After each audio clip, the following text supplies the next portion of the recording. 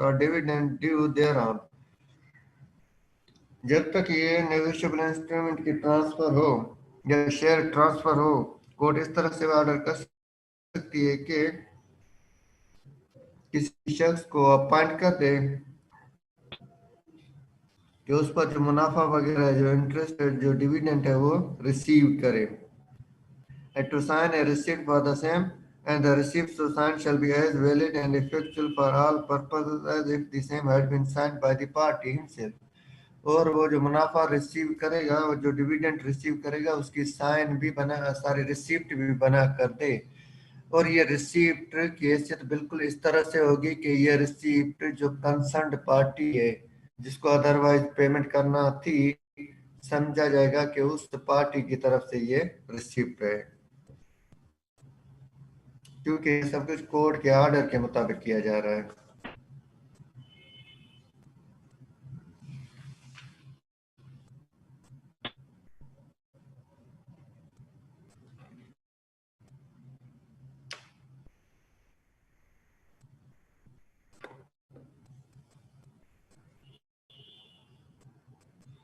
Rule 81 है vesting order in case of other property, in case of any movable property not hereinbefore provided. The court may make an order vesting such property in the purchaser or as he may direct, and such property shall vest accordingly. Rule 81 कह रहा है कि जो property है, movable property है, उसकी nature इस तरह से की है जो कि अभी तक जो डिस्कस की गई है, जो एक्सप्लेन की गई है मूवेबल प्रॉपर्टी, उनके दायरे में नहीं आ रही, उनसे थोड़ी मुख्तलिफ प्रॉपर्टी है। तो ऐसी सूरत में कोर्ट जो है एक ऑर्डर के तहत वो प्रॉपर्टी ट्रांसफर कर देगी परचेजर को। जिस तरीके से वो प्रॉपर्टी ट्रांसफर हो सकती हो, उस तरीके से वो प्रॉपर्टी ट्रांसफर कर दी जाएगी।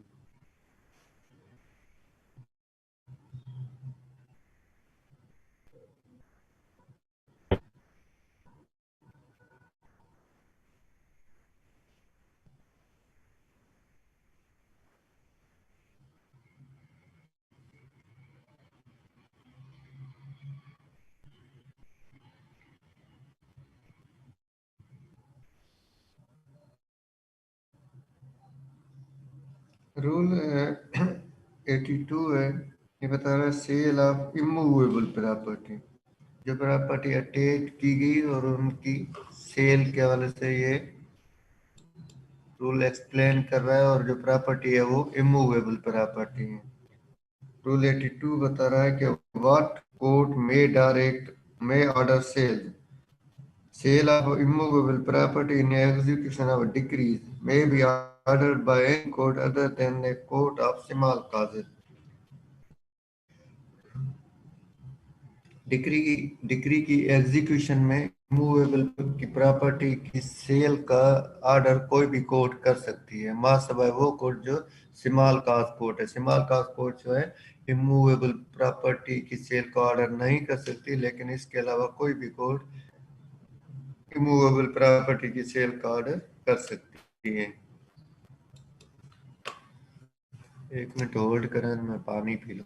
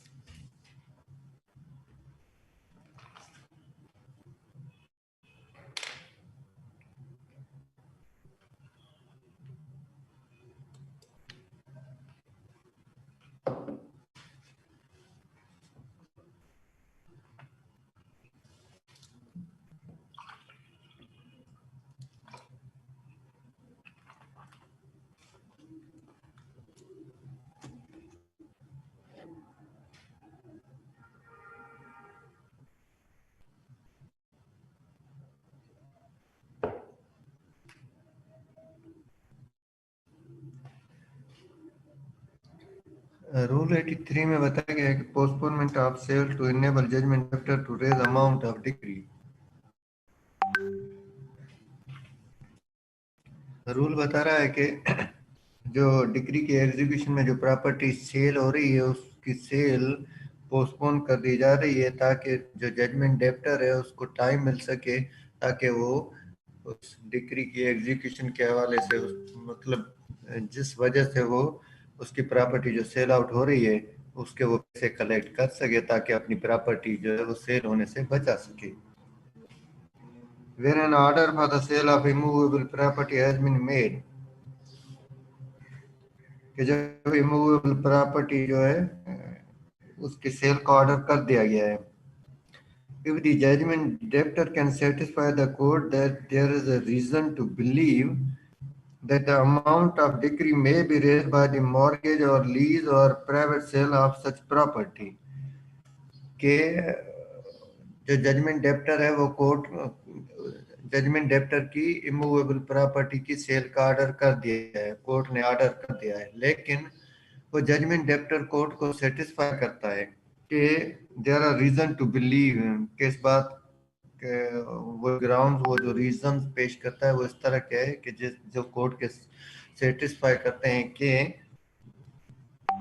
जो डिक्री का अमाउंट है वो डिक्री का अमाउंट वो जमा कर सकता है किस तरीके से, मॉर्गेज के जरिए, अपनी प्रॉपर्टी जो है मॉर्गेज का जो property subject of the sale है या इवन अदरवाइज लीज के जरिए या प्राइवेट सेल के जरिए, ठीक है, और सम पार्ट देयर ऑफ, या उस प्रॉपर्टी का कुछ हिस्सा सेल या मॉर्गेज या लीज करके वो पैसे जमा कर सकता है, और of any other immovable property of the judgment debtor, जिस प्रॉपर्टी की सेल का ऑर्डर किया गया है उसके अलावा कोई और प्रॉपर्टी है उसकी सेल मॉर्गेज या लीज से वो पैसे जमा कर सकता है। तो जजमेंट डेप्टर ने कोर्ट को सेटिस्फाई किया है कि ये जो डिक्री के पैसे हैं वो इन तरीकों से वो जमा कर सकता है। The court may on his application postpone the sale of the property comprised in the order for sale on such terms and for such period as it thinks proper to enable him to raise the amount। तो जो court है वो judgment debtor की application पर property जिसकी cell का order किया गया था उसकी उस प्रॉपर्टी की सेल को पोस्टपोन कर देगी कुछ उन टर्म्स एंड कंडीशन पर जो कोर्ट मुनासिब समझे और ऑर्डर्स में मेंशन करे ताकि वो जजमेंट डेप्टर को इतना टाइम मिल सके कि वो डिक्री के पैसे जो है वो कलेक्ट कर सके। In such case, the court shall grant a certificate to the judgment debtor authorizing him within a period to be mentioned therein। और इस हवाले से कोर्ट उस जजमेंट डेप्टर को एक सर्टिफिकेट देगी जिसमें उसको इस हवाले से अथोराइज किया जाएगा। अब ये सर्टिफिकेट की जरूरत क्यों पड़ रही है, क्योंकि इससे पहले तो कोर्ट ने ऑर्डर कर दिया प्रॉपर्टी सेल का, अब वो प्रॉपर्टी जिसकी सेल का कोर्ट ऑर्डर कर दिया है तो उसके ऑर्डर के दौरान कोई और वो प्रॉपर्टी कैसे लेगा, ठीक है। तो इस हवाले से कोर्ट एक सर्टिफिकेट देगी जिसमें उसको एक इजाजत होगी कि ये प्रॉपर्टी सेल कर सकता है। And notwithstanding anything contained in section 64 to make the proposed mortgage lease or sale, और जो 66 सेक्शन में जो मेंशन है उससे हट के वो ये प्रॉपर्टी सेल मॉर्गेज या लीज पर दे सकता है। Provided that all money payable under such mortgage, lease or sale shall be paid not to the judgment debtor, but save and so far as a decree holder is entitled to set up such money under the provisions of Rule 72 into court। ये property जो जो वो cell करेगा या mortgage करेगा या lease करेगा इसके जो पैसे होंगे ये पैसे उस जजमेंट डेप्टर को डायरेक्टली इन हैंड नहीं मिलेंगे। ये पैसे कहाँ मिलेंगे, ये पैसे कोर्ट के अकाउंट में जाएंगे या जो डिक्री होल्डर है उसके साथ अगर कोई सेट ऑफ होता है तो सेट ऑफ जिसका 72 रूल में तस्करा भी हो चुका है। Provided also that no mortgage, lease or sale under this rule shall become absolute until it has been confirmed by the court। अब इस जजमेंट डेप्टर ने ये जो प्रॉपर्टी सेल की है, मॉर्गेज की है या लीज पर दी है, वो एब्सोल्यूट तब होगी, फाइनल तब होगी जब कोर्ट उसको कंफर्म करेगी। जब तक कोर्ट उसको कंफर्म नहीं करती तो ये कंफर्म एब्सोल्यूट नहीं होगी, फाइनल नहीं होगी।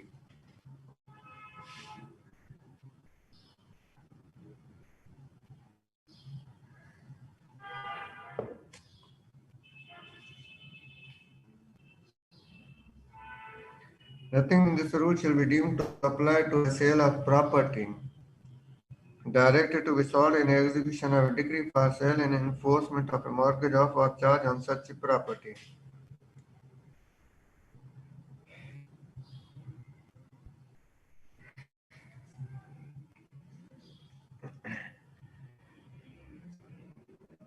सब रूल जो 3 है, सब रूल 3 बता रहा है कि ये जो रूल में जो बातें मेंशन है ये उस सेल पर अप्लाई नहीं होगी। कौन सी सेल पर? Sale of property directed to be sold in execution of a decree for sale and enforcement of a mortgage of or charge on such property. जो कि जो प्रॉपर्टी मॉर्गेज की गई है, जो चार्ज में है, उस चार्ज शुदा प्रॉपर्टी, उस मॉर्गेज प्रॉपर्टी की सेल की इन्फोर्समेंट जो हो रही है ना, उसकी उस हवाले से जो डिक्री पास की गई है उसकी जो एग्जीक्यूशन है उस पर ये रूल अप्लाई नहीं होगा, मीन्स वो पोस्टपोन नहीं होगी।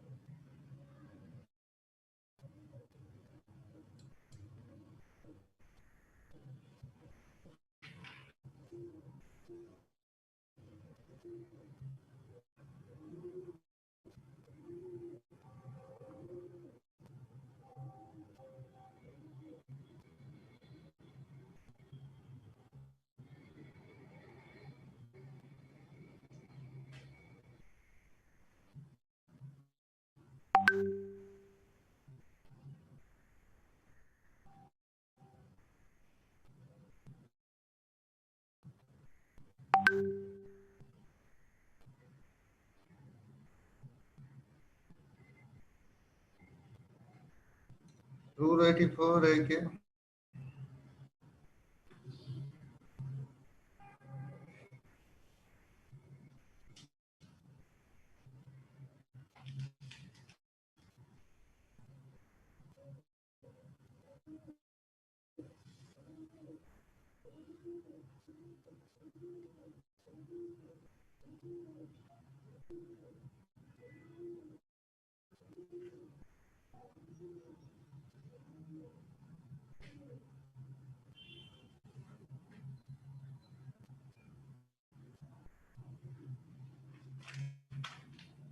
रूल 84 है deposit by purchaser and resale on default.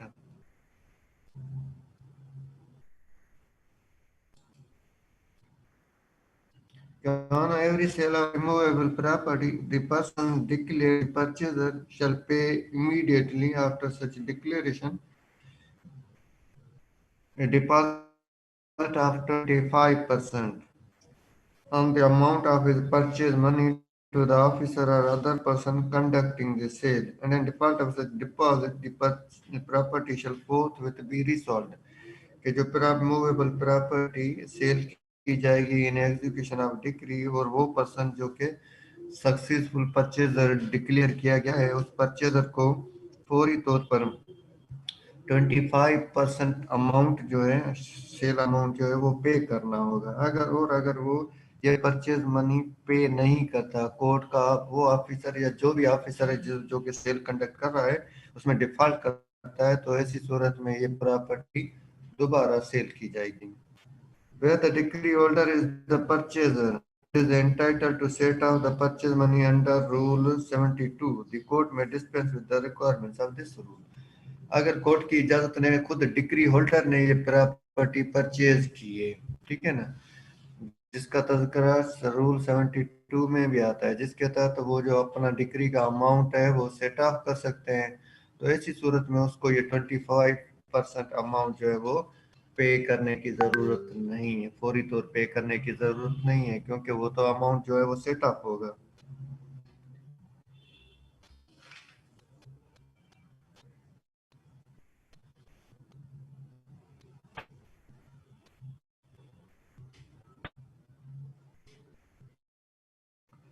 Time for payment and full of purchase money. The full amount of purchase money payable shall be paid by the purchaser into court before the court closes on the 15th day from the sale of the property. कि जो full amount है, rule 84 में बताया गया था ना 25% के requirement के, 25% तो उसने फौरी पे करना है डिक्लेरेशन के बाद, और बाकी जो 75% अमाउंट है वो कब पे करना है, वो पेमेंट करना है, पे करना है विद इन 15 डेज, 15 दिन के अंदर वो अमाउंट उसने पे करना है। Provided that in calculating the amount to be sold into court, the purchaser shall have the advantage of any set off to which he may be entitled under Rule 72। और again वही बात आती है कि अगर वो डिक्री होल्डर खुद purchaser है तो उसको ये राइट होगा सेट ऑफ का, जो कि 72 के दायरे में आता है।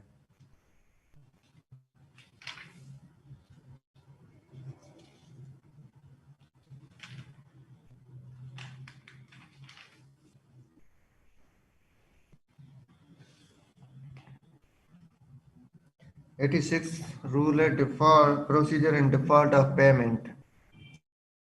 In default of payment within the period mentioned in the last preceding rule, the deposit may, if the court thinks fit, after deferring the expenses of the sale, be forfeited to the government,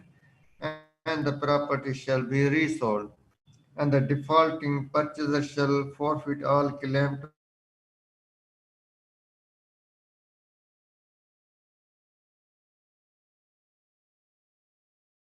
immediately पे करेगा फौरी तौर पर, और उसके बाद 15 दिन के अंदर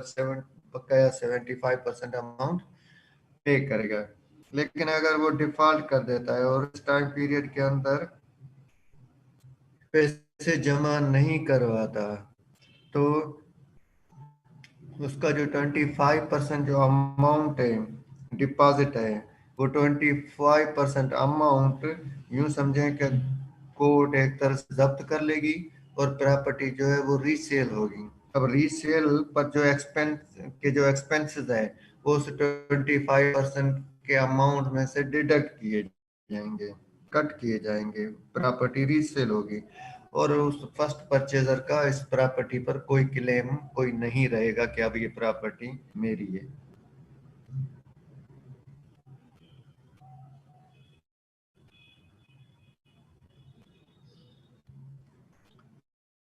87 रूल बता रहा है कि notification on resale. Every resale of immovable property in default of payment of the purchase money within the period allowed for such payment shall be made after the issue of a fresh proclamation in the manner and for the period hereinbefore prescribed for the sale.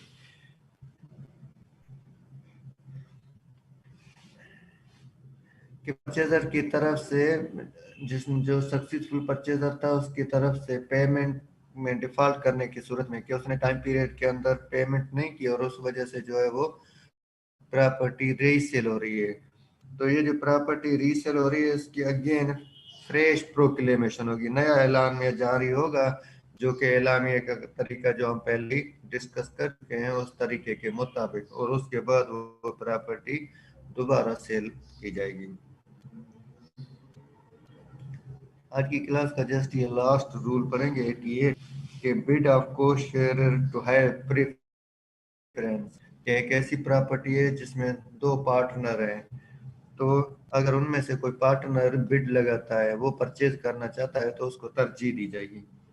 Where the property sold is a share of undivided immovable property and two or more person of whom one is a co-sharer respectively bid the same sum for such property or for any lot, the bid shall be deemed to be the bid of the co-sharer. एक ऐसी property है जो कि undivided immovable property है, ठीक है। अब उस अनडिवाइडेड इमूवेबल प्रॉपर्टी का कुछ हिस्सा जो है वो सेल किया जा रहा है इन एग्जीक्यूशन ऑफ द डिग्री, और ये अनडिवाइडेड प्रॉपर्टी किसकी है? टू और मोर पर्सन, दो लोगों की है या दो से ज्यादा लोगों की है, ठीक है। तो उनमें से जो प्रॉपर्टी का कुछ हिस्सा सेल हो रहा है, तो बकाया जो लोग हैं जो उस प्रॉपर्टी में शेयर होल्डर है, अगर उसमें से कोई बिड लगाता है, ठीक है, सेम अमाउंट की या उस प्रॉपर्टी की जो लाट की सूरत में अगर प्रॉपर्टी है तो उस लाट की जो बिड लगाता है, तो वो समझी जाएगी कि वो को शेयरर की तरफ से बिड है, और उसको प्रॉपर्टी की सेल में उस को शेयरर की बिड को तरजीह दी जाएगी, उसको परचेज में तरजीह दी जाएगी।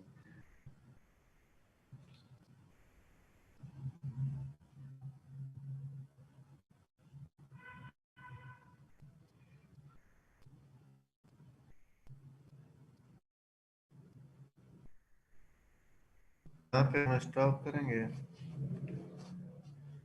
जस्ट लास्ट मिनट चल रहा है।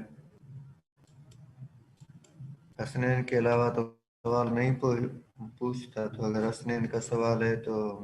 हसनैन पूछ ले, और नहीं है कोई सवाल तो हमारा सेशन खत्म है।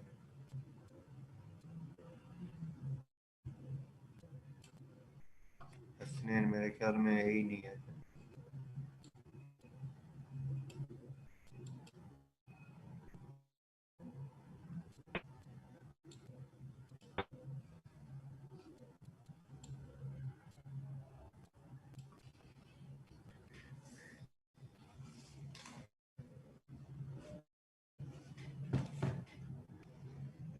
आपको असाइनमेंट मैंने नहीं दी है नेग्लिजेंटली। आपके असाइनमेंट में आज तो आपको टेक्स्ट भी कर देता हूँ सेशन के बाद, और असाइनमेंट आपकी ये आपके आपको सिविल ट्रायल के स्टेजेस जो है वो मेंशन करना होगा राइटिंग में सूरत की सूरत में, और उन स्टेजेस उन असाइनमेंट के हवाले से मैं आपसे क्वेश्चन भी पूछूंगा। मीन्स ऐसा नहीं हो कि जस्ट हार्ड कॉपी की सूरत में आप असाइनमेंट करें, लेकिन उन असाइनमेंट के हवाले से मैं क्वेश्चंस भी पूछूंगा। तो आपके मार्क्स जो है 50% हार्ड कॉपी की सूरत में होंगे और 50% उसकी सूरत में क्वेश्चन की सूरत में।